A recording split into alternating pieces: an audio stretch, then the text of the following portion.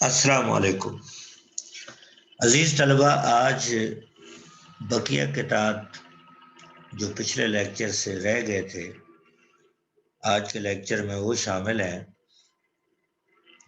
تیسرا قطعہ جو یہاں پہ ہمارے سبق میں شامل ہے اس کا عنوان ہے غفلت۔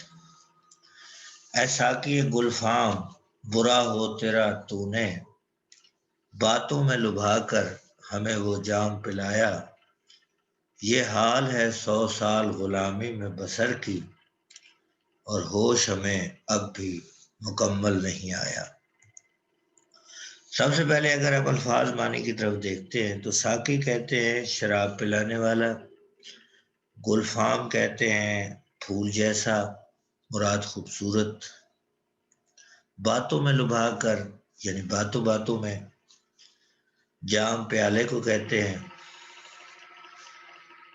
تو اس کا مفہوم یہ ہے کہ اے خوبصورت ساقی، تو نے ہمیں باتوں باتوں میں ایسا جام پلا دیا کہ 100 سال بیت جانے کے باوجود بھی ہمیں ابھی تک ہوش نہیں آیا، یعنی غلامی کا نشہ اتنا طویل عرصہ گزرنے کے باوجود بھی نہیں اترا۔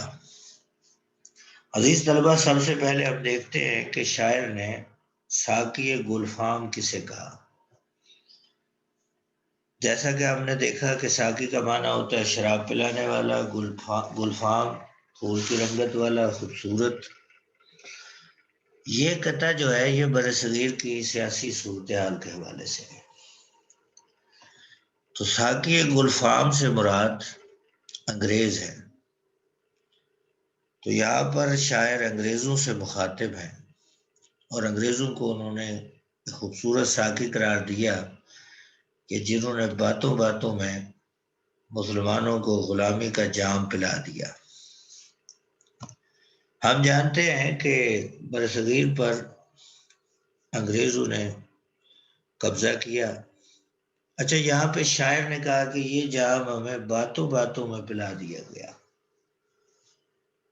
یعنی ہمیں سمجھ نہیں آئی کہ ہمیں انہوں نے شراب کا جام ہمیں پلا دیا۔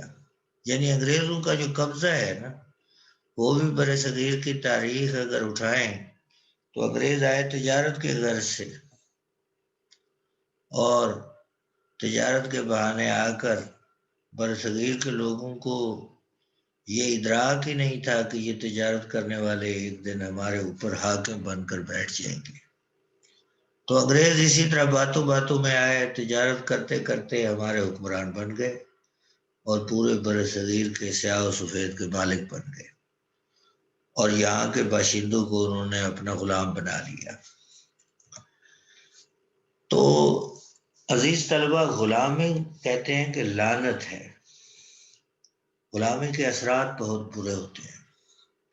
تو انگریز دور کے بھی اثرات برصغیر کے لوگوں پر مرتب ہوئے، اور وہ اثرات اتنے دور رس تھے کہ اگرچہ انگریز یہاں سے جا چکے ہیں لیکن ان کے اثرات آج بھی ہماری قوم کے اوپر، ہمارے معاشرے پر موجود ہیں۔ اگرچہ جو جسمانی غلامی تھی وہ تو ختم ہو گئی۔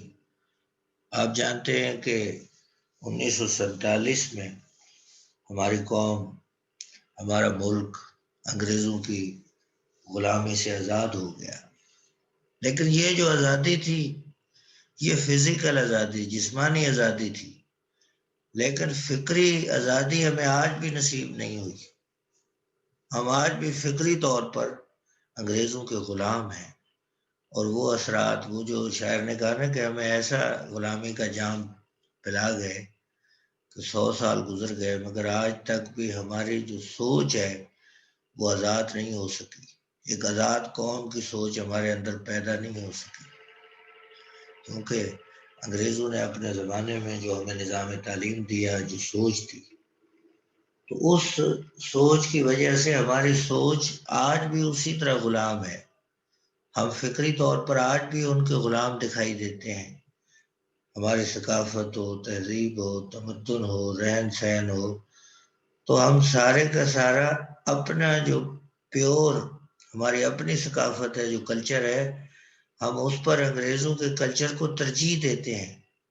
اس کی وجہ یہ ہے کہ وہ اثرات ابھی تک ہمارے اندر سے گئے نہیں، اور خاص طور پر جو ہمارے اوپر نظام تعلیم انہوں نے مسلط کیا تھا، لارڈ میکالے کا یہ قول بڑا مشہور ہے، اور یہ ہمارے یہاں وہی نظام تعلیم چل رہا ہے جس کے بارے میں لارڈ میکالے نے کہا تھا کہ ہم ایسا نظام تعلیم لانا چاہتے ہیں جس کا مقصد ایسے لوگوں کو تیار کرنا ہے جن کے جسم تو ہندوستانی ہوں لیکن اذہان انگریزی ہوں، یعنی وہ رہنے والے تو یہاں کے ہوں لیکن ان کی سوچ انگریزوں سے ملتی جلتی ہو۔ تو اسی کو شاعر نے غلامی کے اثرات قرار دیے کہ جو غلامی کی شراب ہم نے پی تھی، آج بھی ہم اس نشے سے باہر نہیں آئے، اور ہمارے اوپر مغربی تہذیب کے اثرات مرتب ہو رہے ہیں۔ ہماری قوم مغربی تہذیب کے جادو میں، سحر میں جکڑی جا رہی ہے، اور اس لیے شاعر ان سے گلہ کر رہا ہے کہ اے انگریزوں، تم نے ہمیں وہ جو غلامی کا نشہ ہمیں دیا تھا، اگرچہ تم چلے گئے ہو لیکن غلامی کے اثرات آج بھی ہمارے رگوں کے اندر، ہماری رگوں کے اندر ویسے کے ویسے موجود ہیں۔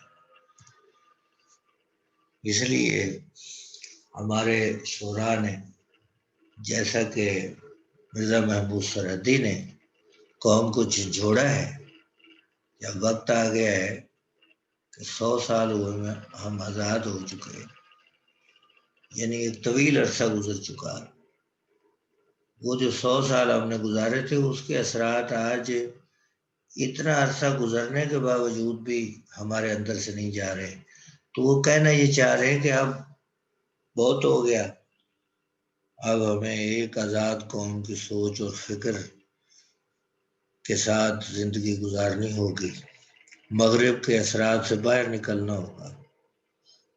تو اسی طرح کی جو ضرورت تھی وہ علامہ اقبال نے بھی محسوس کی۔ انہوں نے بھی فرمایا تھا کہ نظر کو خیرہ کرتی ہے چمک تہذیب مغرب کی، یہ سنائی مگر جھوٹے نگوں کی ریزہ کاری ہے۔ اسی طرح انہوں نے مزید کہا علامہ نے کہ اپنی ملت پر قیاس اقوام مغرب سے نہ کر، خاص ہے ترکیب میں قوم رسول ہاشمی صلی اللہ علیہ وسلم۔ شاعر کہہ رہا ہے کہ انگریزوں سے مخاطب ہے، تم نے ہمیں ایسا جام پلا دیا، ایک زمانہ گزر گیا، آج بھی ہمارے اندر سے غلامی کے اثرات نہیں جا رہے۔ اس کا آخری بند جو ہے وہ ریڈیو کے عنوان سے ہے۔ جن کو انگریز کا قانون و ازبر ان سے اور سب پوچھ، مگر شرع کے احکام نہ پوچھ، ریڈیو میں بھی جو قرآن کی تلاوت نہ سنے، ان مسلمانوں کی اولاد کا اسلام نہ پوچھ۔ ازبر کا معنی ہے زبانی یاد ہونا۔ شاعر کہہ رہا ہے کہ وہ بھی لوگ ہیں، مسلمان ہیں، جن کو انگریزی قانون تو زبانی یاد ہیں، ان سے جو کچھ جدید دنیا کے بارے میں پوچھنا چاہو پوچھتے رہو، مگر شرع کے احکام یعنی شریعت کے احکام ان کو بالکل نہیں معلوم۔ اب ہم اس کا مفہوم دیکھتے ہیں۔ شاعر کہتا ہے کہ دور حاضر کے جو مسلمان ہیں اس کو انگریز کا قانون تو زبانی یاد ہے لیکن دین اسلام کے بارے میں بنیادی باتیں بھی معلوم نہیں۔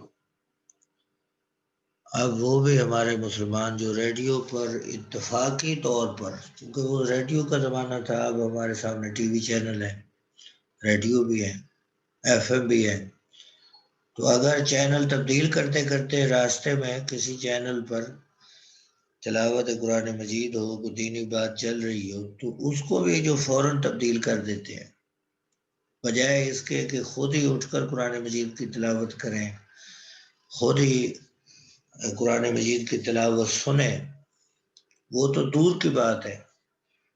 اب ہم ایسے مسلمان ہیں کہ قرآن مجید اگر کسی چینل پر چل بھی رہا ہے یا کسی ریڈیو پر فریکوینسی پر آ بھی رہا ہے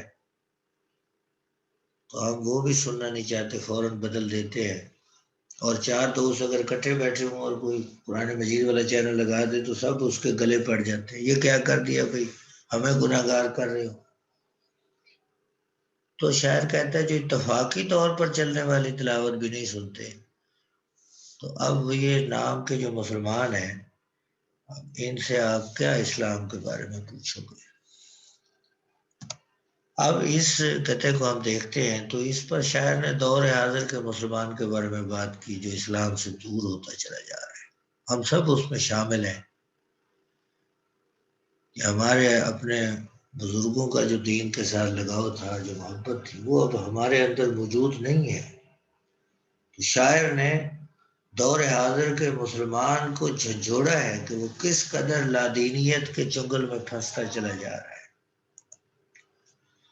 اور انگریزی پسند طبقہ جو دین اور اسلام کی باتوں کو، پرانی باتیں، قدامت پرست سمجھا جاتا ہے جی، جو اگر اللہ اور اس کے رسول کی بات کرے،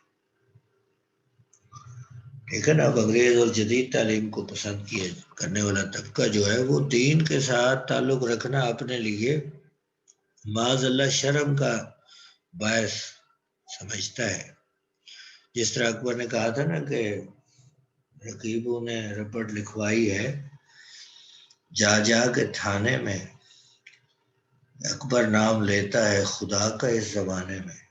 تو یہ انگریزی پسند طبقہ یہ سمجھتا ہے کہ اس زمانے میں مذہب کی کیا ضرورت ہے۔ تو ان پر انہوں نے طرز کی کہ وہ کس قدر دین سے دور ہو چکا ہے۔ تو شاعر نے دین سے دوری پر ہمیں جھنجھوڑا ہے کہ آج کا نوجوان جو ہے وہ تلاوت، اذان اور دینی معاملات کے بجائے موسیقی میں دلچسپی رکھتا ہے۔ اس کے شب و روز دین کی بجائے موسیقی اور ان چیزوں میں گزرتے ہیں۔ تو انہوں نے یہ جو طبقہ ہے جو دنیاوی علوم پر تو دسترس رکھتا ہے مگر دینی علوم سے نابلد ہے۔ دنیاوی علوم میں تو A++ گریڈ ہے ان کے، لیکن دین کے معاملے میں 0 ہے۔ تو شاعر نے ہمارے ضمیر کو جھنجھوڑا ہے کہ ہم کس طرف جا رہے ہیں، کیا ہم اپنے اللہ کو، آخرت کو، دین کو اس طرح بلا رہے ہیں؟ حالانکہ کامیابی تو وہی ہے جس میں اللہ کی رضا شامل ہو، دین سے دوری میں اللہ کی رضا شامل نہیں ہے۔ تو شاعر یہ بتانا چاہ رہا ہے کہ آج کے نوجوان نسل کو اپنے بزرگوں سے کوئی نسبت نہیں، وہ قرآن مجید سے محبت کرنے والے اور ہم قرآن مجید سے دور بھاگنے والے ہیں۔ اور جس طرح علامہ نے کہا کہ وہ زمانے میں معزز تھے مسلمان ہو کر، اور تم خار ہوئے تارے کے قرآن ہو کر۔ تو آج کی نسل کو اپنے اکابر سے، بزرگوں سے کوئی تعلق نہیں ہے۔ اس لیے کسی شاعر نے کہا وہ مسلمان تھے، یعنی جو ہمارے بزرگ تھے وہ مسلمان تھے، مگر ان کا اسلام جو آج کی نسل ہے ایک فقط چیز ہے دکھلاوے کی۔ آج ہم نام کے مسلمان ہیں اور ہمارے اندر عمل، وہ مسلمانوں والے اعمال باقی نہیں رہے، بلکہ بقول اقبال کے ہم تو وہ مسلمان ہیں جن کو دیکھ کر یہود و نصارہ بھی شرماتے ہیں۔ اب اکبر الآبادی نے کہا تھا نظر ان کی رہی کالج میں بس علمی فوائد پر، گرا لیں چپکے سے بجلیاں دینی عقائد پر۔ دینی عقائد ان سے ہم دور ہو گئے اور ہم نے دین اور دنیا کو علیحدہ کر لیا ہے۔ ہم قابل تو بہت زیادہ ہو گئے ہیں لیکن دین سے دور ہو گئے۔ اس لیے شاعر نے کہا قابلیت تو بہت بڑھ گئی ہے ماشاء اللہ، مگر افسوس یہی ہے کہ مسلمان نہ رہے۔ تو شاعر یہ چاہتے ہیں کہ آج کا نوجوان اپنے مذہب، ملت، اللہ، رسول، ان سے محبت کرنے والا ہو۔